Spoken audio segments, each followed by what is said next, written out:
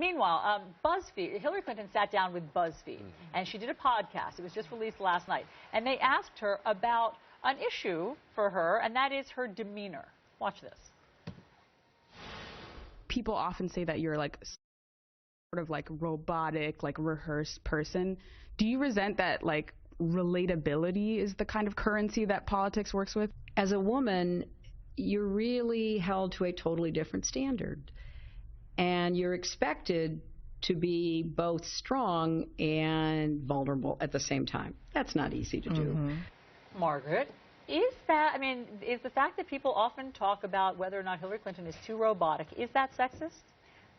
I don't think so. You never heard that when you heard Sarah Palin or Carly Fiorina. Look, women do come under different criticisms, and that is the result of being one of the first women in politics. But being a woman in politics can cut both ways. I mean, you do stand out because you're one of few. There are advantages, there are disadvantages. I actually think that response is a pretty authentic response. She's sort of exposing the vulnerabilities, but I mean, she has an advantage, I see it as, rather than just a disadvantage. Don't we talk about Ben Carson's demeanor as well? Yeah, we absolutely do. And nobody talked about, the structural underlining societal impact of Al Gore seeming robotic and inauthentic. I think, but to Hillary talking about the difficulty of being both strong and vulnerable. That is authentic because clearly that's something, those word choices, that tension is something she feels. But that's something ultimately you bring on yourself. Society isn't responsible for your own emotional